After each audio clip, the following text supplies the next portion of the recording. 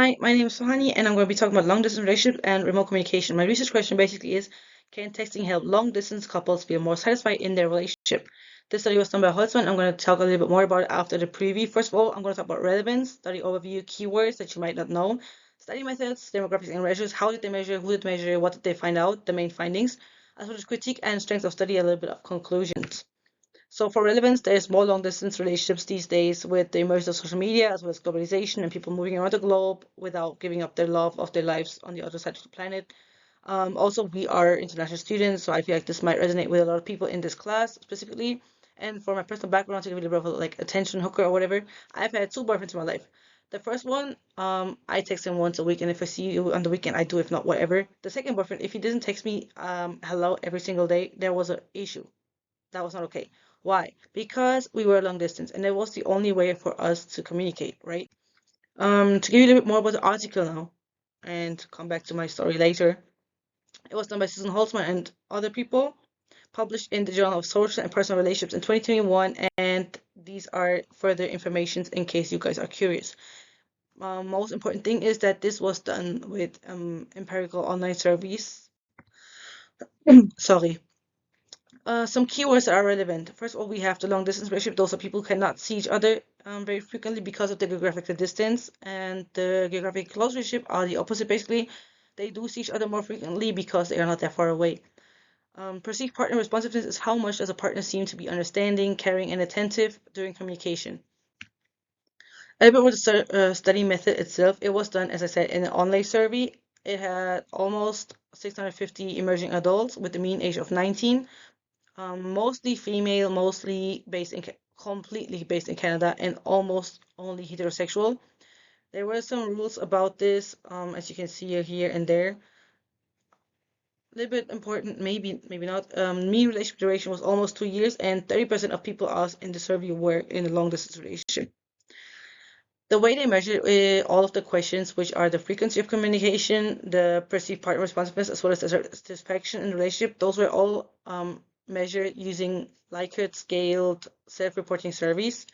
The satisfaction was measured using the relationship assessment scale, which was established by Hendrick in 1988, which is also a self-reporting survey. Um, Main findings were that participants in long-distance relationships used remote communication more often than the ones who were in geographically close relationships. And importantly, more frequent and responsive texting predicted higher satisfaction in long distance relationships, but it did not do that in the geographically close relationships. So texting more means more happiness in long distance, but it does not mean that in geographically close relationships. Happiness means satisfaction in my context.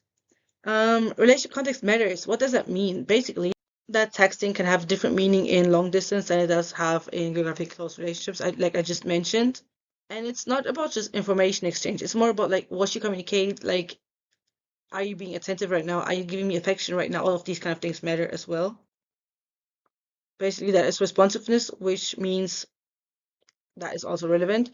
And different channels have different roles. This is really, really important to me personally. I'm going to talk more about this in the next slide, which is that they have found different things for each method and each measure group, right? So satisfaction in texting, no, texting causes higher satisfaction in long distance than it does in the geographically close ones, while voice calls report higher satisfaction in the geographically close one than it does in the long distance. What does that mean? If you are in a long distance relationship, then you are probably more happy if you text a lot. If you are in a non if you are not in a long distance and if you are close to your partner, you are probably more satisfied if you have a lot of voice calls. Very interestingly, video calls have no significant relevance to anyone in any context, so voice calls or texting it is.